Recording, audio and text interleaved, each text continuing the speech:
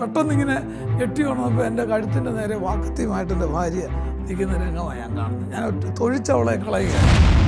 എൻ്റെ ഈ കൊച്ചു ശരീരത്തിന് ഏതാണ്ട് 14 ശൂലം വരെ ഞാൻ കുത്തിക്കയറ്റി. ഇവർ വന്നു എന്നറിഞ്ഞതിന് ഞാൻ എൻ്റെ ഭാര്യ ഒരുപാട് അടി കൊടുത്തു. വെളുക്കുവോളമായി ഏതാണ്ട് ഒരു 4ാം ക്ലാസ്സിലൊക്കെ പഠിക്കുമ്പോൾ ഞാൻ ചാരായം പാറ്റ് തുടങ്ങി. പുറത്തു നിന്നുള്ള ഒരു മനുഷ്യരും അതിൻ്റെ അകത്ത് കോളനിക്കകത്ത് കയറാൻ ഭയക്കുന്ന സമയമാണ്. പോലീസുകാർ പോലും പോലീസ് വണ്ടിയൊക്കെ വെട്ടിക്കീറി. ആ സത്യം അന്നാണ് ഞാൻ ചിന്തിക്കാൻ ഇടയായത്. എൻ്റെ ഈ ഓട്ടത്തിൻ്റെ ഇടയിൽ ഞാനൊരു മനുഷ്യനെ കൊന്നിട്ടില്ലെന്നേ ഉള്ളൂ. ബാക്കി ഇന്ന് പറയാൻ കൊള്ളരുതാത്ത, ചിന്തിക്കാൻ പോലും അറയ്ക്കുന്ന അനേക ഈ ലോകത്തിൻ്റെ കറുത്ത വഴികളിലൂടെ സഞ്ചരിച്ചു.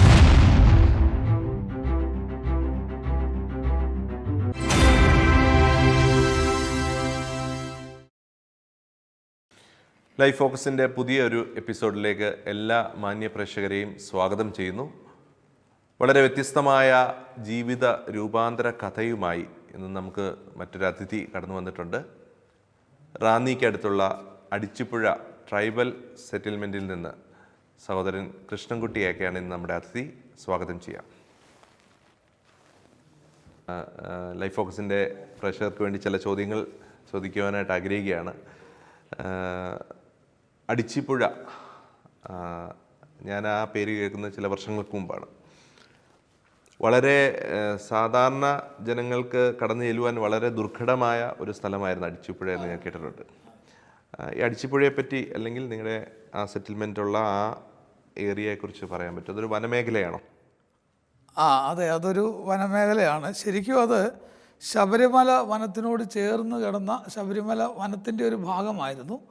ഏതാണ്ട് ഒരു 75 വർഷങ്ങൾക്ക് മുൻപ് ഞങ്ങളുടെ ആൾക്കാർ ആ വനത്തിനുള്ളിൽ ഒരു കോളനിയായിട്ട് കുറച്ച് പേരവിടെ താമസം ആരംഭിച്ചു.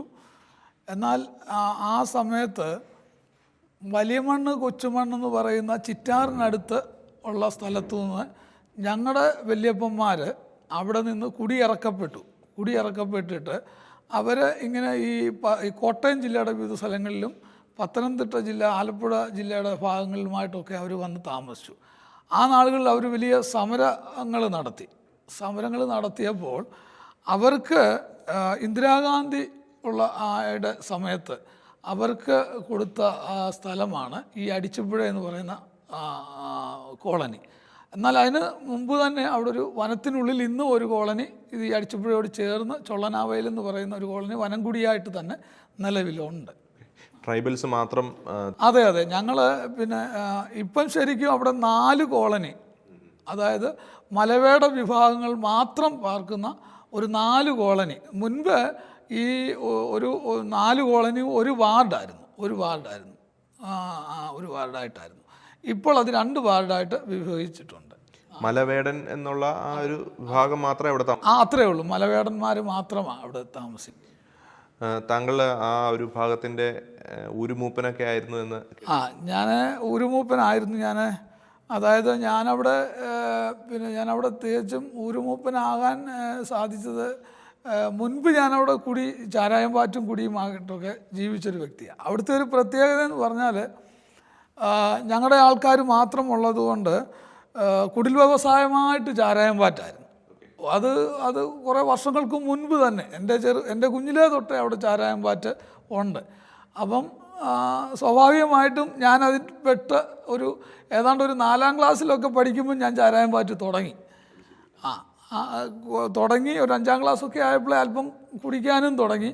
അങ്ങനെ അവിടുത്തെ ചാരായം പാറ്റിൻ്റെ ഒരു പ്രഥമ ലീഡറായിട്ട് അവിടെ എൻ്റെ യൗവന കാലഘട്ടങ്ങൾ ആ നിലയിൽ വളരെ ഇതിൻ്റെ ലീഡറായിട്ട് ഞാൻ താമസിക്കുകയായിരുന്നു. അപ്പോൾ അതുകൊണ്ട് അങ്ങനെ ഇരിക്കുമ്പോൾ ആണ് ഞാൻ ഈ 2006 ഞാൻ ഈ വിശ്വാസ ജീവിതത്തിലേക്ക് വരുന്നത്. അതിനെപ്പറ്റി ചോദിക്കാൻ വരികയാണ്. ഇപ്പോൾ താങ്കളൊരു സുവിശേഷ പ്രവർത്തകൻ കൂടിയാണ്. എങ്ങനെയാണ് യേശുവിനെ അറിയാൻ ഇടയായിത്തീർന്നത്? യേശുവിൻ്റെ ഒരു അനുഗാമി എന്നുള്ള നിലയിലേക്ക് ഇങ്ങനൊരു പശ്ചാത്തലത്തിൽ നിന്ന് താങ്കൾക്ക് യേശുവിനെ അറിയാനിടയായത്, ഞാൻ പറഞ്ഞല്ലോ, ഞാനൊരു തികഞ്ഞ മദ്യപാനിയായിരുന്നു.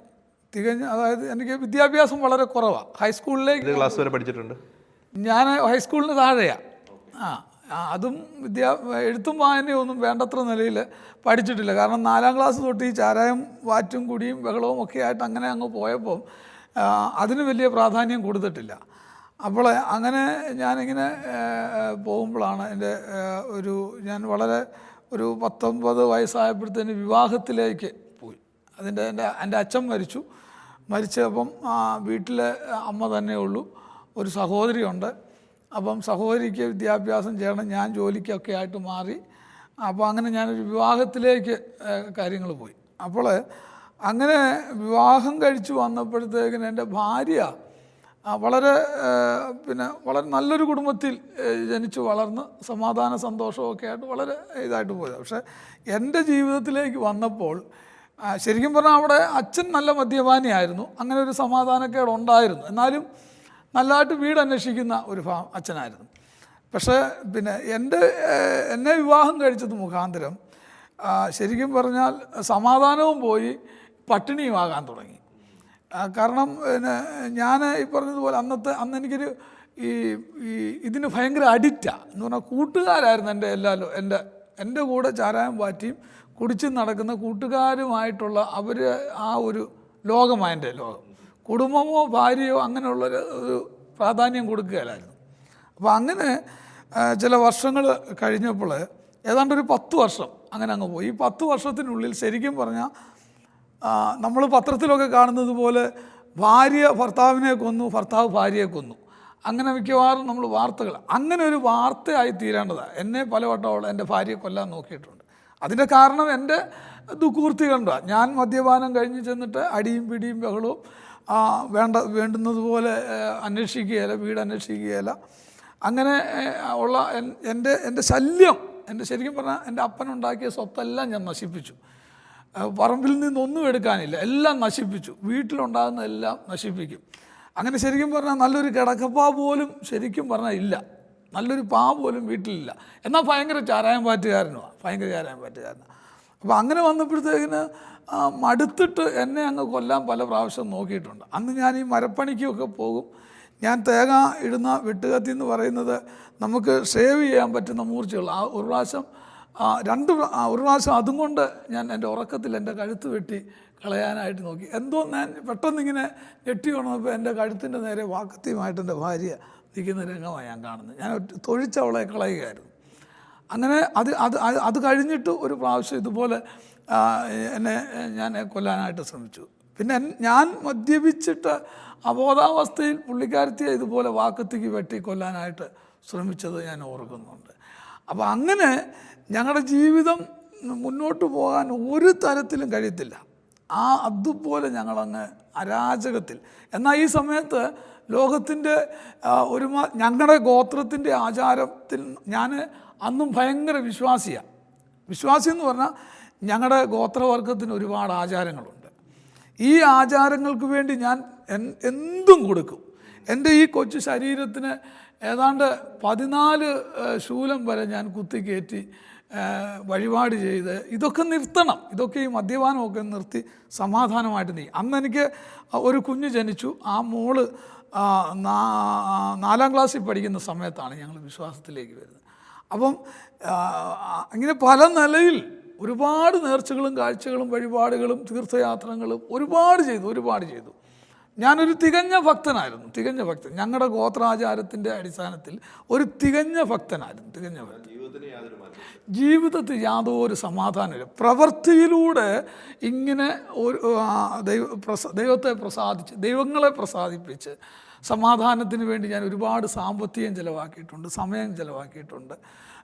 പിന്നെ എൻ്റെ ശരീരത്തെ ഒരുപാട് ദണ്ണിപ്പിച്ച് ആ നിലയിലൊക്കെ. അങ്ങനെ ഇരിക്കുമ്പോഴാണ് എൻ്റെ ഭാര്യ ഞങ്ങളുടെ വീട്ടിൽ 2 സുവിശേഷകർ വന്ന്, അതായത് എൻ്റെ അമ്മായി എഴുമ്പറ്റൂർ താമസിക്കുന്ന സുജാത എന്ന് പറയുന്നൊരു അമ്മായി.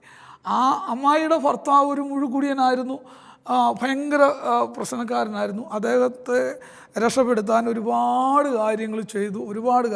അവസാനം ആ അമ്മായി ജോയിസ് മയർ എന്ന് പറയുന്ന ഒരു TV പ്രോഗ്രാമിലുള്ള ഒരു സുവിശേഷകയുടെ പ്രഭാഷണം കേട്ടിട്ട് ഈ 2004 രക്ഷയിലേക്ക് വരാനിടയായി. അപ്പോൾ എൻ്റെ ഭാര്യയോട് ഞങ്ങൾ ഭയങ്കര ഫ്രണ്ട്സാണ്, ഭയങ്കര. എൻ്റെ വീട്ടിൽ അടിയും ബഹളവും ഉണ്ടാകുമ്പോൾ എൻ്റെ ഭാര്യ ഓടി അമ്മായിയുടെ അറിവിൽ അഭയം പ്രാപിക്കുന്നു. അവിടെ പ്രശ്നം മൂക്കുമ്പോഴത്തേക്കിന് അമ്മായി ഓടി ഞങ്ങളുടെ വീട്ടിൽ അഭയം പ്രാപിക്കുന്നു. എന്നാൽ ഇവർ വിശ്വാസത്തിലേക്ക് പോയി എന്നറിഞ്ഞതിന് ശേഷം ഞാൻ പറഞ്ഞു അവരുമായിട്ട് നമുക്കൊരു ബന്ധവുമില്ല. എൻ്റെ വീട്ടിൽ വലിയ പൂജാമുറിയുണ്ട്, ഞാൻ ഭയങ്കര ഭക്തനാണ്.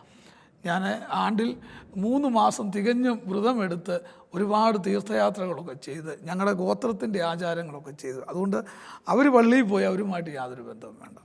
എന്നാൽ അങ്ങനെ ആ ബന്ധം നിർത്തിയതിന് ശേഷം അവർ പിന്നീട് ഞങ്ങൾ അറിഞ്ഞു, അവർ അമ്മായി പോയ സ്ഥലസഭയിൽ വത്സമ്മാമ എന്ന് പറയുന്ന ഒരു സഹോദരി ഉണ്ടായിരുന്നു. ആ സഹോദരി ഇവർ രണ്ടുപേരും ഞങ്ങൾക്ക് വേണ്ടി ഒരുപാട് എഴുമറ്റൂർ അവരൊരുപാട് നാളുകൾ ഞങ്ങൾക്ക് വേണ്ടി പ്രാർത്ഥിച്ചു. അങ്ങനെ 2005 ഒരു നവംബർ മാസത്തിൽ ഇവർ ഞങ്ങളുടെ വീട്ടിൽ വന്നു, അടിച്ചുപുഴയിൽ വന്നപ്പോൾ അന്നൊക്കെ എനിക്ക് ഭയങ്കര തിരക്കുള്ള സമയമാണ്, ചാരായം പാറ്റിൻ്റെ. കാരണം അന്ന് ഞങ്ങളുടെ മേഖലയിൽ പൊതുവെ വെള്ളം പറ്റുന്ന സമയമാണ്. അപ്പം ഞങ്ങളൊക്കെ വനത്തിൻ്റെ അകത്ത് വെള്ളമുള്ള പ്രദേശത്ത് ചെന്ന് ടെൻറ്റ് കെട്ടി ആഴ്ചകളോളം അവിടെ കിടന്ന് ചാരായം പാറ്റും. അതുകൊണ്ട് എൻ്റെ കയ്യിലൊക്കെ എപ്പോഴും സ്റ്റോക്ക് ചാരായമുണ്ട്. അപ്പോൾ എനിക്ക് ഭയങ്കര തിരക്കുള്ള സമയം. അപ്പോൾ അവർ വന്നു എൻ്റെ ഭാര്യയെ കണ്ടു. അപ്പോൾ അമ്മായിയുടെ മാറ്റം ഇവളെ ഭയങ്കരമായിട്ട് എന്ന് പറഞ്ഞാൽ, പഴയ അമ്മായി എന്ന് പറഞ്ഞാൽ തൊടുകുറിക്ക് അടി കൊടുക്കുന്ന ആളാണ് എൻ്റെ അമ്മായി. അത് ഒരു പ്രത്യേക ടൈപ്പായിരുന്നു. പക്ഷേ ആ അമ്മായിയെ ആ സമയത്ത് പുള്ളിക്കാരത്തി കാണുമ്പോൾ ഒരു തികച്ചും ഭയങ്കര വ്യത്യസ്തമായ മാറ്റം കണ്ടു. ആ മാറ്റത്തിലാണ് ശരിക്കും എൻ്റെ ഭാര്യ ആകർഷിക്കപ്പെട്ടത്. കാരണം ഈ വിശ്വാസത്തിൽ പോയി എന്നുള്ളതിൻ്റെ ആ കാര്യങ്ങളെക്കുറിച്ച് കാര്യമായിട്ടൊന്നും മനസ്സിലായി. പക്ഷെ അമ്മായിയെ നോക്കിയപ്പോഴുള്ള മാറ്റം, ജീവിതത്തിൽ വന്ന മാറ്റം. അപ്പോൾ അങ്ങനെ അമ്മാമയും സുവിശേഷം പറഞ്ഞു. അപ്പോൾ ഇവർ വന്നു എന്നറിഞ്ഞതിന് ഞാൻ എൻ്റെ ഭാര്യ ഒരുപാട് അടി കൊടുത്തു, വെളുക്കുവോളം അടിച്ചു. ആ അടി എന്ന് പറയുന്നത് ചില മാസങ്ങൾ തന്നെ അവൾ അടി കൊണ്ടു. എന്നിട്ടും ഈ മുങ്ങിച്ചാകാൻ തുടങ്ങുന്ന ആൾ കച്ചിത്തുറുമ്പ് കണ്ടാലും കയറി പിടിക്കുമെന്നുള്ള നിലയിൽ ഞാൻ അടിച്ചും ഇടിച്ചും ചെയ്തതെല്ലാം സഹിച്ച് അവരെ ഞാൻ അറിയാതെ വിളിക്കുകയും വീട്ടിൽ അവരൊന്നിച്ചിരുന്ന് പ്രാർത്ഥിക്കുകയും ചെയ്യുമായിരുന്നു. അങ്ങനെ ഒരു 2006 ജനുവരി മാസം കൃത്യമായി പറഞ്ഞാൽ 9-ാം തീയതി എൻ്റെ വീട് വനത്തിനടുത്ത, എൻ്റെ പരിയമ്പുറം എന്ന് പറയുന്ന വനമാണ്. അപ്പം വനത്തിൽ ചാരായം ഞാൻ കച്ചവടം ചെയ്തുകൊണ്ടിരിക്കുക. അപ്പോൾ കുടിക്കാൻ വന്നവർക്ക് എന്തോ ഈ തൊട്ടുകൂട്ടാൻ വല്ല ചുവന്നുള്ളിയോ പച്ചമുളകോ ഇങ്ങനെയൊക്കെ എടുക്കും. അപ്പോൾ അങ്ങനെ ഒരു ചുവന്നുള്ളി എടുക്കാനായിട്ട് ഞാൻ വീട്ടിലോട്ട് ചെന്നപ്പോഴാണ് ഈ സഹോദരിമാർ രണ്ടുപേരും വീട്ടിൽ ഇരുന്ന് സുമയോട്, എൻ്റെ ഭാര്യയോട് സംസാരിച്ചുകൊണ്ടിരിക്കുക. അപ്പോൾ അമ്മാമ്മ ഇതിനു മുമ്പ് പല പ്രാവശ്യം ഇവർ കയറി വരുന്നത് കാണുമ്പോഴത്തേക്കിന് ഞാൻ ഒന്നെങ്കിൽ ഇവരെ ചീത്ത വിളിച്ചിട്ട് പുറകിൽ കൂടെ ഞാൻ ചാടി പോകുന്നൊരു സമ്പ്രദായമായിരുന്നു. അപ്പോൾ അന്ന് ഈ വത്സമ്മാമ എന്നോട് പറഞ്ഞു, സഹോദരനെ കൂടെ ഒക്കെ കാണാനും സഹോദരനോടുകൂടെ ചില കാര്യങ്ങൾ സംസാരിക്കാനുമാണ് ഞങ്ങൾ വരുന്നത്. അപ്പോൾ എന്തോ എനിക്ക് അവിടെ നിൽക്കാൻ ഒരു പ്രേരണ ഉണ്ടായി അല്പസമയം. ആ അല്പസമയം ശരിക്കും പറഞ്ഞാൽ അമ്മാമ്മയുടെ ചില ചോദ്യങ്ങൾ എന്നോട് ചോദിച്ചത് ഇത്രയേ ഉള്ളൂ. അപ്പോൾ എൻ്റെ വീട്ടിൽ പൂജാമുറിയുണ്ട്, ഞാൻ തികഞ്ഞ ഭക്തനാണ്, എൻ്റെ കാര്യങ്ങളെല്ലാം എൻ്റെ ഭാര്യ പറഞ്ഞിട്ട് വിശ്വാസത്തിന് വേണ്ടി ഞാൻ എന്തും ചെയ്യും, അതെൻ്റെ ഭാര്യയ്ക്കറിയാം. ഞങ്ങളുടെ ഗോത്രത്തിൻ്റെ ആചാരത്തിന് വേണ്ടിയിട്ട് ഞാൻ എന്തും ചെയ്യും. ശരീരം തെണ്ണിപ്പിക്കുകയോ സാമ്പത്തികം മുടക്കുകയോ അതിന് ദിവസങ്ങളോളം ആഴ്ചകളോളം സമയം കളയുകയോ ഇതൊന്നും എനിക്ക് വിഷയമല്ല. അപ്പം അതൊക്കെ അമ്മ എന്നോട് ഇത്രയൊക്കെ ചെയ്തിട്ടും സമാധാനമുണ്ടോ, സ്വർഗത്തിൽ പോകുമോ, ഇതായിരുന്നു അമ്മാമ്മ ചോദിച്ച 2 ചോദ്യം. 1 സ്വർഗത്തിൽ പോകുമോ, 2 സമാധാനമായിട്ട്. ശരിക്കും പറഞ്ഞാൽ ആ ഒരു സമയം ഇന്ന് ഓർക്കുമ്പം നെഞ്ചിൻ്റെ അകത്ത് ഭയങ്കര വേദനയാണ്. കാരണം ആ സത്യം അന്നാണ് ഞാൻ ചിന്തിക്കാൻ ഇടയായത്. എൻ്റെ ഈ ഓട്ടത്തിൻ്റെ ഇടയിൽ ഞാനൊരു മനുഷ്യനെ കൊന്നിട്ടില്ലെന്നേ ഉള്ളൂ, ബാക്കി ഇന്ന് പറയാൻ കൊള്ളരുതാത്ത, ചിന്തിക്കാൻ പോലും അറയ്ക്കുന്ന അനേക ഈ ലോകത്തിൻ്റെ കറുത്ത വഴികളിലൂടെ സഞ്ചരിച്ചിട്ടുണ്ട്. ഒരാളെ കൊന്നിട്ടില്ലെന്നേ ഉള്ളൂ. പക്ഷെ അന്ന് ആ സമയത്താണ് ഞാൻ ഇങ്ങനൊരു ചിന്ത എൻ്റെ ഹൃദയത്തിലുണ്ടായത്. ശരിയാണല്ലോ, ഞാൻ ഇത്രയും കാര്യങ്ങൾ ചെയ്തിട്ട് സമാധാനമായിട്ട് ഉറങ്ങാൻ കഴിയുന്നില്ല, ഇനി ഞാൻ ഇത്രയും കാര്യങ്ങൾ മുടക്കി എനിക്ക് സ്വർഗം കിട്ടും. അപ്പോൾ ആ സ്വർഗം കിട്ടണം, അതിനുവേണ്ടി അമ്മാമ്മ പറഞ്ഞ കാര്യത്തിൽ ഞാൻ അവിടെ ഇരുന്നു, സുവിശേഷം കേട്ടു. ഞാൻ ഇന്നും ഓർക്കുന്നുണ്ട്, ഞാൻ വലിയ വായിൽ നിലവിളിച്ചോണ്ടാ കർത്താവിനെ സ്വന്തം രക്ഷിതാവായി. ആ സമയത്ത് തന്നെ കർത്താവിൽ വിശ്വസിച്ചു, യേശു ക്രിസ്തുവിൽ. അതെ, അവിടെ അപ്പം ആഴ്ചകളോളം ഇവർ വരുന്നുണ്ട്.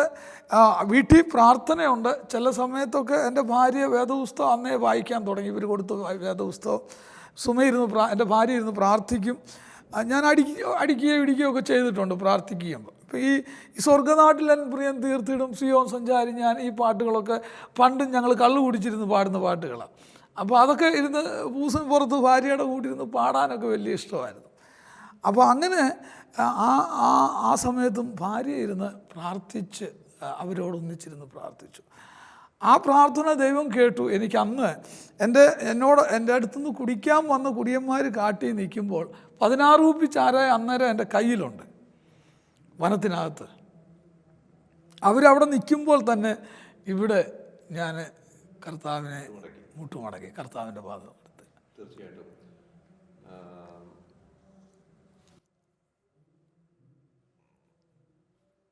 താങ്കൾ പറഞ്ഞു താങ്കൾ മലവേടൻ അല്ലേ, അങ്ങനൊരു ട്രൈബൽ വിഭാഗമാണ്. എന്താണ് നിങ്ങളുടെ ഒരു പാരമ്പര്യമായിട്ട് ചെയ്തു വരുന്ന ഒരു തൊഴിൽ എന്ന് പറയാൻ പറ്റുന്നത്? പാരമ്പര്യമായിട്ടൊരു തൊഴിലെന്ന് പറയുന്നത് വനവിഭവങ്ങൾ ശേഖരിക്കുക. അതാണ് ഞങ്ങളുടെ ഒരു കുലത്തൊഴിലായിട്ട് കണ്ടിട്ടുള്ളത്. പിന്നെ ഒരുപാട് നാടൻ കലാരൂപങ്ങൾക്ക് വലിയ പ്രാധാന്യമുണ്ട്. മാടൻ മറുത ഇങ്ങനെയൊക്കെയുള്ള കലാപരമായിട്ടുള്ള കാര്യങ്ങൾ. ഇവിടെ എന്ന് പറയുന്ന സ്ഥലത്ത് എത്ര കുടുംബങ്ങളുണ്ടാവും?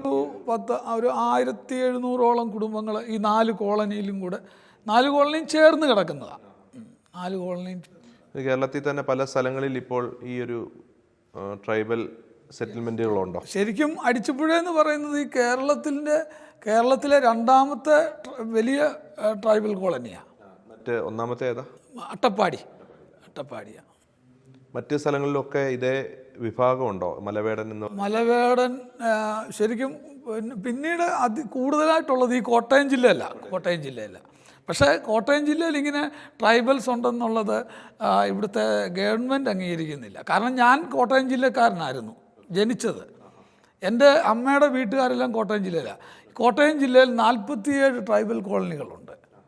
അവിടെയെല്ലാം ഞാനിപ്പോൾ പൊയ്ക്കൊണ്ടിരിക്കുക. അതുകൊണ്ട് എനിക്കറിയാം. വളരെ ദയനീയമായിട്ടെന്ന് പറഞ്ഞാൽ ഈ കോട്ടയം ജില്ലയിൽ കിടക്കുന്ന ട്രൈബൽസ് കുറഞ്ഞ വർഷം ഒരു 70 വർഷം പുറകിലാണ് ഇന്നും. ഈ കോട്ടയം ടൗണിനോട് ബന്ധപ്പെട്ട് തന്നെ ഒരു 7 കോളനികളുണ്ട്. അവിടെയൊക്കെയുള്ള ട്രൈബൽസ് ഒരു 70 വർഷമെങ്കിലും ഇന്നും പുറകിലാണ് അവർ കിടക്കുന്നത്. കാരണം ഞാനിപ്പോൾ അടുത്ത ഇവിടെ കല്ലറ, വൈക്കം, നീണ്ടൂർ പ്രദേശങ്ങളിൽ 2016 മുതൽ ഒരു പ്രവർത്തനം ഉണ്ട്. അവിടെ എൻ്റെ വൈഫിൻ്റെ അച്ഛൻ്റെ പെങ്ങടെ മക്കൾ, അങ്ങനെ കുറച്ച് കുടുംബങ്ങൾ അവിടെ ഉണ്ട്, പരിചയമുള്ളവരുണ്ട്. അവിടെ ഇപ്പം ഞങ്ങൾ ഒരു പാലമറ്റം എന്ന് പറയുന്ന പാലമറ്റം കോട്ടയം ജില്ല, അതെ അവിടെ ഒരു പ്രവർത്തനമുണ്ട്. അവിടെ ഒരു കൂടിവരവുണ്ട്. ഒരു അടിച്ചിപ്പുഴയിൽ ഇപ്പോൾ ഒരു സഭ ഉണ്ട്. അടിച്ചിപ്പുഴയിൽ ശരിക്കും 2006 ഞാൻ രക്ഷിക്കപ്പെട്ട മുന്നോട്ട് രക്ഷിക്കപ്പെട്ട് വന്ന ചില ആഴ്ചകൾ കഴിഞ്ഞപ്പോൾ എനിക്ക് മനസ്സിലായി എനിക്കിനി ചാരായം പാറ്റാൻ പറ്റത്തില്ല. എന്തോ ഒരു ശക്തി ചാരായം പാറ്റിൽ നിന്ന് എന്നെ തടഞ്ഞു. എനിക്കത് മനസ്സിലായി, എനിക്കത് ബോധ്യമായി. അപ്പോൾ വത്സമ്മാമയും അമ്മായിയും ആഴ്ചയിൽ 2 പ്രാവശ്യം വരാൻ തുടങ്ങി. അന്നത്തെ അടിച്ചുപുഴയുടെ ഒരു പ്രത്യേകത എന്ന് പറഞ്ഞാൽ പുറത്തു നിന്നുള്ള ഒരു മനുഷ്യരും അതിൻ്റെ കോളനിക്കകത്ത് കയറാൻ ഭയക്കുന്ന സമയമാണ്. പോലീസുകാർ പോലും പോലീസ് വണ്ടിയൊക്കെ വെട്ടിക്കീറി ടയറൊക്കെ നശിപ്പിച്ച് വിട്ടിട്ടുണ്ട്. കാരണം പോലീസുകാർക്കൊക്കെ പേടിയാണ്. കാട്ടാളന്മാർ പോലെ അന്നത്തെ ഞങ്ങളുടെ സമൂഹത്തിലുള്ള ഭയങ്കര അവർക്ക് വെട്ടും അടിയും ആണ് അവരുടെ ഒരു സമ്പ്രദായം. അന്നത്തെ ആൾക്കാർ അങ്ങനെ ആയിരുന്നു. ഇന്നൊക്കെ അതിനകത്ത് ഒത്തിരി മാറ്റം വന്നു. അപ്പം അങ്ങനെ വന്നപ്പോഴത്തേക്കിന് ഞങ്ങൾക്ക് എൻ്റെ ഭാര്യയും തൊട്ടടുത്ത മറ്റൊരു വീട്ടുകാരും കൂടെ, അങ്ങനെ ഞങ്ങളുടെ ബന്ധത്തിൽപ്പെട്ട ഒരു കുടുംബവും കൂടെ മുന്നോട്ട് വരാനിടയായി. അവരും സെയിം പ്രയാസത്തിലൂടെ കടന്നു പോകുന്ന ഒരു സഹോദരൻ. അവിടെ ഞങ്ങളുടെ 2 വീടുകളിലും ആദ്യം ഞങ്ങൾ കൂടി. അപ്പം വത്സമ്മാമയും ഈ സുജാത അമ്മായി ഒരു ഒരു 2-2.5 മാസത്തോളം നിരന്തരമായിട്ട് വന്നു. വത്സമ്മാമ ചില ദൈവദാസന്മാരെ വിളിച്ചുകൊണ്ട് വന്ന് ഞങ്ങളുടെ വീടുകളിൽ വചനം പഠിപ്പിക്കാനായിട്ട്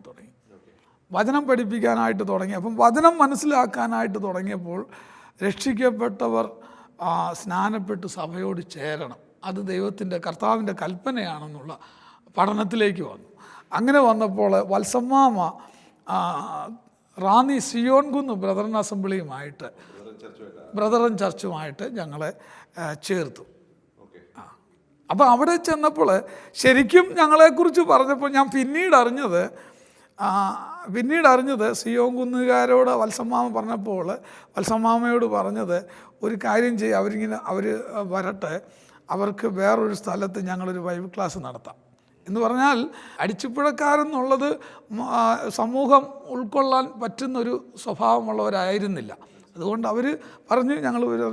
അപ്പോൾ മാമ പറഞ്ഞു, അല്ല, നിങ്ങൾ അവരെ വന്നൊന്ന് കണ്ടു നോക്ക്, അന്നേരം അറിയാം. അപ്പോൾ അങ്ങനെ അവർ പിന്നെ സിയോങ്കുന്നിലുള്ള ചില എൽഡർമാർ ഞങ്ങളുടെ വീട്ടിൽ വന്നപ്പം അവർ വന്ന് കണ്ടപ്പോൾ ഞങ്ങളുടെ മാറ്റം അവർക്ക് ഒരു വലിയ മനസ്സിലായി. അപ്പോൾ ഇത് ഞങ്ങൾ പിന്നീട് അറിഞ്ഞത്, ഇവരിങ്ങനെ പറഞ്ഞെന്ന്. നേരെ ഞങ്ങൾ അവരുടെ ആരാധനാലയത്തിലേക്ക് തന്നെയാണ് ഞങ്ങളെ സ്വീകരിച്ചതും അവരോടൊന്നിച്ച് ഞങ്ങൾ ആരാധനയിൽ പങ്കെടുക്കാനും ഒക്കെ ആദ്യ നാളുകളിൽ. ഞാൻ മനസ്സിലാക്കുന്നത് താങ്കളിപ്പോൾ ഒരു പൂർണ്ണസമയ സുവിശേഷ പ്രവർത്തകനാണ്. ഈ കർത്താവിനെക്കുറിച്ച് മറ്റുള്ളവരോട് പറയുന്ന ഒരു പ്രവൃത്തിയിൽ ഏർപ്പെട്ടിരിക്കുന്ന വ്യക്തിയാണ്. എങ്ങനെയാണ് അങ്ങനെ ഒരു തീരുമാനത്തിലേക്ക് വരാനായിട്ട് ഇടയായി തീർന്നു? അതെ, അത് പിന്നെ ശരിക്കും പറഞ്ഞല്ലോ, ഞാൻ വളരെ ചെറുതിലേ തന്നെ ഈ മദ്യവും മയക്കുമരുന്നും ഒക്കെ ഉപയോഗിച്ച് എല്ലാവിധ ആർഭാടത്തിലും ജീവിച്ചൊരു വ്യക്തി. ഒരു ടെൻഷനും ഇല്ല, കുടുംബത്തെക്കുറിച്ച് ടെൻഷനില്ല, ഭാര്യയെക്കുറിച്ച് ടെൻഷനില്ല, സമൂഹത്തിലുള്ള മറ്റ് യാതൊരു പ്രതിബന്ധതയുമില്ലാതെ എനിക്ക് തോന്നുന്നത് ആർഭാടമായി ചെയ്ത് പ്രവർത്തിച്ച് സന്തോഷം അനുഭവിച്ച് ഇങ്ങനെ അടിച്ചു പൊളിച്ച് കിട്ടുന്ന ലഹരി പദാർത്ഥങ്ങളെല്ലാം ഉപയോഗിച്ച് അങ്ങനെ ജീവിച്ചൊരു വ്യക്തിയാണ്. സമാധാനം, എപ്പോഴും സന്തോഷം, യാതൊരു ടെൻഷനുമില്ല. ശരിക്കും പറഞ്ഞാൽ ഞാൻ സിയോൺകുന്നിൽ വന്ന് കുറച്ചുകൂടെ ആധികാരികമായിട്ട് ദൈവമക്കളുമായിട്ട് അടുക്കാനും സ്നാനപ്പെട്ടതിന് ശേഷം എൻ്റെ സകല സമാധാനവും പോയി. ഇന്ന് ശരിക്കും പറഞ്ഞാൽ ഞാൻ ഒരല്പം പോലും സമാധാനമില്ലാതെ നടക്കുന്നൊരു വ്യക്തിയാണ്. കാരണം എൻ്റെ സമൂഹത്തെക്കുറിച്ചുള്ള ഭാരം, എൻ്റെ സമൂഹം ഇന്ന് നേരിട്ടുകൊണ്ടിരിക്കുന്ന ഞാൻ പറഞ്ഞല്ലോ, കോട്ടയം ജില്ലയിൽ ഏതാണ്ട് 47 കോളനികളുണ്ട്. അതിൽ തന്നെ കോട്ടയം ടൗണിനോട് ചേർന്ന് കിടക്കുന്ന ഒരു 7 കോളനികളിൽ ഒരു വളരെ നല്ല യാതൊരു സൗകര്യമില്ലാതെ നിൽക്കുന്ന, എന്നാൽ ഇന്ന് ട്രൈബൽ ഡിപ്പാർട്ട്മെൻറ്റ് വഴിയുള്ള വിദ്യാഭ്യാസം വളരെ നന്നായിട്ട് കിട്ടുന്നുണ്ട്. പക്ഷേ ഈ വിദ്യാഭ്യാസത്തിന് ശേഷം അതിനനുസരിച്ചൊരു പുരോഗമന ചിന്താഗതിയിലേക്ക്, ജീവിത സാഹചര്യത്തിലേക്ക് അവർ പോകുന്നില്ല, അവർക്ക് പോകാൻ പറ്റുന്നില്ല. അത് ഞാൻ മനസ്സിലാക്കിയത് അവർക്ക് അതിനുള്ള കെയർ കിട്ടുന്നില്ല. സമൂഹത്തിൽ നിന്ന് അവഗണനയുണ്ട്. 1. 2, അവരുടെ മാതാപിതാക്കൾക്ക് ഈ സമൂഹവുമായിട്ട് വലിയ കണക്റ്റില്ല, ബന്ധമില്ല, ലഭിക്കുന്നില്ല. അവരില്ല തവളയുടെ കിണറ്റിൽ കിടക്കുന്ന തവളയുടെ കാര്യം പറഞ്ഞതുപോലെ അവരുടെ ലോകം പിന്നെ അവിടെ തന്നെ അവരെ ഒതുങ്ങുക. ഇപ്പം ഡിഗ്രി കഴിഞ്ഞ ഈ കല്ലറയിലുള്ള ചില കുഞ്ഞുങ്ങൾ ഡിഗ്രി കഴിഞ്ഞവർ, നേഴ്സിംഗ് കഴിഞ്ഞവരൊക്കെ ഇന്നും പാത്രം തേച്ച് മുഴക്കാനും തുണി അലക്കാനും പോകുന്നുണ്ട്. അത്ര ദയനീയമാണ്. അപ്പോൾ ഞാൻ പറഞ്ഞല്ലോ, എനിക്ക് ആ നാളുകളിൽ ഇങ്ങനെ ഇത് കണ്ടു കഴിഞ്ഞപ്പോഴത്തേന് എൻ്റെ സകല സന്തോഷവും പോയി, സകല സമാധാനവും പോയി. ഇന്ന് ഞാൻ ഉറക്കമില്ലാത്ത വ്യക്തിയാണ്. ഉറക്കമില്ല, ആഹാരം കൃത്യമായ സമയത്ത് എനിക്ക് കഴിക്കാൻ പറ്റുന്നില്ല. കാരണം എത്രത്തോളം ഓടാമോ അത്രത്തോളം ഓടി. ദൈവത്തിനല്ലാതെ ഈ സമൂഹത്തിനെ ഉദ്ധരിക്കാനും അനുഗ്രഹിക്കാനും പറ്റത്തില്ല വേറെ കാരണം ഗവൺമെൻറ് ശരിയായ നിലയിൽ പലയിടത്തും, ഇപ്പം കോട്ടയം ജില്ലയിൽ ഗവൺമെൻറ്റിൻ്റെ ആനുകൂല്യങ്ങൾ ഒന്നുമില്ല. കാരണം ആ ഗവൺമെൻറ് പറയുന്നത് കോട്ടയത്ത് പട്ടികവർഗ്ഗക്കാരില്ല, ആദിവാസിയില്ല, അതുകൊണ്ട് തന്നെ അവർക്ക് വേണ്ടി ഫണ്ട് നീക്കി വെക്കുന്നില്ലെന്നുള്ളതാണ്. എന്നാൽ പത്തനംതിട്ട ജില്ലയും മറ്റ് ഇടുക്കി അങ്ങനെ ഉള്ള പല ജില്ലകളിലും അത്യാവശ്യം ഗവൺമെൻറ്റിൻ്റെ ആനുകൂല്യങ്ങൾ ലഭിക്കുന്നുണ്ട്. എന്നാൽ ഈ ലഭിക്കുന്ന ആനുകൂല്യങ്ങൾ ഞങ്ങളുടെ ആൾക്കാർ അതൊരു 60% പോലും വിനിയോഗിക്കുന്നില്ല. ഇപ്പോൾ അടിച്ചുപുഴയിൽ വന്ന് കണ്ടു കഴിഞ്ഞാൽ അടിച്ചപ്പുഴയിൽ ഇന്ന് പുല്ല് മേഞ്ഞ വീടൊന്നുമില്ല. എൻ്റെ ഓർമ്മയിലൊക്കെ ഞങ്ങൾ പുല്ല് മേഞ്ഞ വീടിൻ്റെ അകത്താണ് കിടന്നിട്ടുള്ളത്. അത് കഴിഞ്ഞ് ഷീറ്റ് വീടായി. ഇപ്പം ഇങ്ങോട്ട് വന്നു കഴിഞ്ഞപ്പോഴത്തേന് അവിടെ കൂടുതലും വാർത്ത വീടുകളാണ് അടിച്ചപ്പുഴ കോളനിയിൽ. അതും ഒരു അനേക വീടുകൾ തറ കെട്ടി ഭിത്തി കെട്ടി ഇങ്ങനെ പണി തീരാതെ ഇട്ടിട്ടുണ്ട്. അപ്പം ഇത് കിട്ടുന്ന ആനുകൂല്യങ്ങൾ പ്രായോഗിക തലത്തിലെത്തിക്കാൻ ഇവർക്ക് താല്പര്യമില്ല. അതിൻ്റെ ഒരു കാരണം എന്ന് പറയുന്നത് മദ്യപാനമാണ്. താങ്കൾ അടിച്ചപ്പുഴ ഭാഗത്തു നിന്ന് ആദ്യമായിട്ട് കർത്താവിനെ അറിഞ്ഞ് വിശ്വാസി വന്ന വ്യക്തിയാണ്. അങ്ങനെ വിശ്വാസി വന്നു കഴിഞ്ഞപ്പോൾ ഇപ്പം ഏകദേശം 20 വർഷത്തിനിടയിലുണ്ടായ ഒരു മാറ്റം ഒന്ന് താങ്കളുടെ വ്യക്തി ജീവിതത്തിലും അതുപോലെ ആ സമൂഹത്തിന് ആ നിലയിലുണ്ടായ മാറ്റം. ഒരു ദിവസം നോക്കിയപ്പം തലച്ചോട്ടിൽ കഞ്ചാവില്ല. ഭാര്യ ഇങ്ങനെ കടുങ്കാപ്പിയുമായിട്ട് വന്നു. ഈ ചൂട് തിളച്ച വെള്ളമല്ലേ ഇങ്ങോട്ട് മേടിച്ച് പുള്ളിക്കാരത്തിയുടെ മുഖത്തോട്ടങ്ങ് എൻ്റെ ചങ്ക് പൊട്ടി അങ്ങ് പറയുകയായിരുന്നു. വേറെ എനിക്ക് രക്ഷയില്ല.